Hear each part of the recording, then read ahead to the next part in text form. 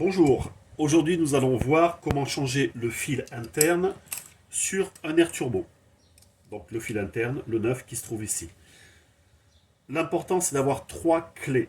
Alors la clé de 14, indispensable, une clé de 16 et une clé à molette ou bien une multiprise. La clé à molette est plus pratique.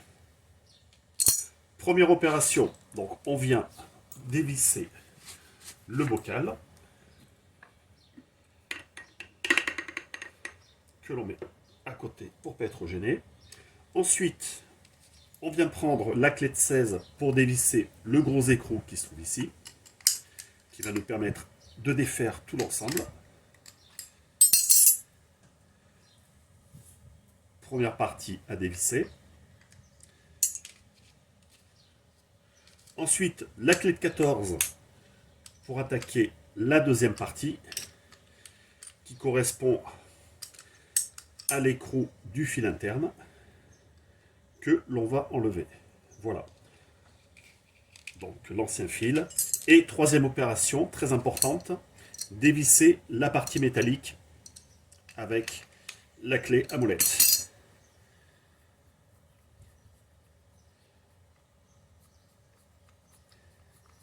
Voilà, l'air turbo est entièrement démonté. Maintenant, on va prendre le nouveau fil interne. La différence entre le vieux et le nouveau, on voit que celui-ci est mâché, donc le produit ne sort plus. Poubelle. Et donc, voilà le nouveau fil.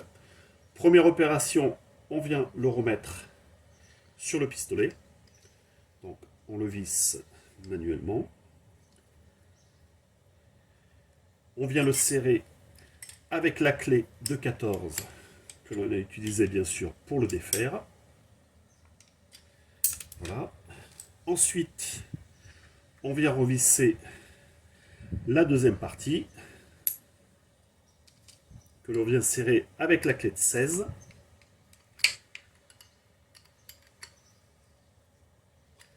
Et enfin, on remet l'embout au-dessus du fil interne. Alors important, il faut absolument l'enlever puisque l'intérieur, on voit bien qu'il y a un tout petit trou, il faut que le fil interne passe à l'intérieur.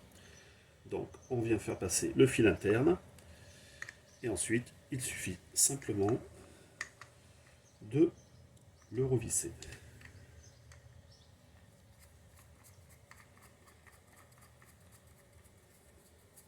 Hop, voilà, on vient le serrer avec la clé à molette. Et l'opération est terminée. Dernière chose, si jamais le fil interne dépasse un petit peu de la petite partie métallique, il faut absolument le couper pour éviter qu'il vienne se plier lors de l'utilisation. Ensuite, on vient remonter le pistolet sur le bocal. Et voilà, l'air turbo est opérationnel.